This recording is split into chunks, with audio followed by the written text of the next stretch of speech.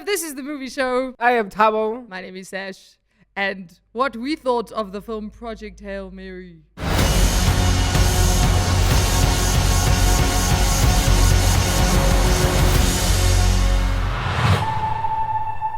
No, okay, you have to have watched the film. Watch the film To understand. It's close enough. I honestly was like, oh, thank God the film industry is still alive. Like, literally, those are my literal thoughts when I was in the cinema watching this thing. I was just like, I was watching an interview with Ryan Gosling, and he said it's not the audience's job to want to go and watch cinema. The type of movies that get made are what's supposed to get people to want to go to cinema. So he said it's the job of filmmakers to get people into cinema. So if cinema's dying, then it actually says something about the films that filmmakers are making, which I thought was very mature of him to say, because like everyone else wants to blame, oh no, cinema's dying. You guys must come. He was like, no, if we make the right type of things, people will. Please state your name. Ryland Grace. I just woke up from a coma. I'm several light years from my apartment. And I'm not an astronaut. I'm not an astronaut. I'm not an astronaut. If you don't go, you die. We're the rest of us. So background story, last year, Yeah. a friend of mine said, you have to go watch this movie when it comes out and you're not allowed to watch the trailer. I was like, Okay. okay. Cool. Okay, whatever. Then this year, he like phoned and was like, you're gonna go watch it, right? We So I was followed like, yeah, he phoned me like 3 times. I was like, whew. So I told my family, we're going to watch this. So we all went to watch it. And you know when you just like my mom even enjoyed it. Like this film is very enjoyable. Wow. And the crazy part is most of the time it's just Ryan Gosling by himself. That's what I noticed. I was almost towards the end, and I'm there laughing, and then it clicked. I'm like, literally, I'm almost watching like a 3-hour film, Of Ryan and it's Gosling. basically just this guy by himself. Not the whole time. Ha! But even the way, I love the way they told the story because they didn't tell it in chronological order. They jumped at certain Yes, points, but it was yes. perfect. So by the start of the film, you were like, I don't know what's going on. But he Confused. also didn't know what was going on, which was nice because you like kind of were figuring things out together. With him, yes. But even the pacing of, like, it was a sci-fi film. It was beautiful. Like the visuals were insane. Yeah. Like it really was visually. They say go watch it in IMAX. I didn't watch it in IMAX, but I can imagine like seeing that on that huge IMAX screen. But then what I loved was the pacing and the comedy. The thing was a comedy. Who on earth is going to sign up for this?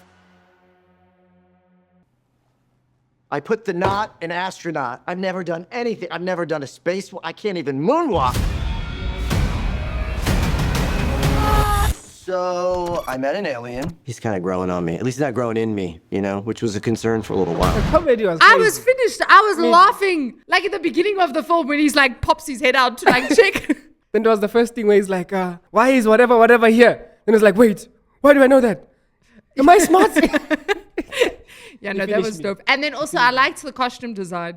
Like Yeah. I really, if they brought out the clothes that he wore in the You film would as buy like merch, I'd buy. I saw the merch that they brought out. It wasn't the same. I was just like, come on, guys. The set design was insane. Ooh, So the yes. set design, they literally built the ship. So the camera could turn 360 and there was no green screen, which I absolutely loved. Like everything was either in camera or they used big LED screens, which is similar to what they did in The Mandalorian, where they actually put the environment around the actor. They did sort of show you, he had that like LED room in the ship. But what they also did was Yes. like when he had the helmet and stuff, the reflection of the stars and the space exterior was the reflection of the LED screens. So they didn't have to put that in post. They basically built, obviously they didn't go to space, but they built the set in such a way that it resembled what it would be like. And then the spaceship was on like gimbals so they could move it around. So whenever he's like falling and he's actually. It was genuine. Yeah, it was genuine. So I haven't read the book. I actually don't know if you know this, but Project There's a Hail book? Mary is a book, yeah. So it's a book by Andy Weir. I have a theory that whenever they take stories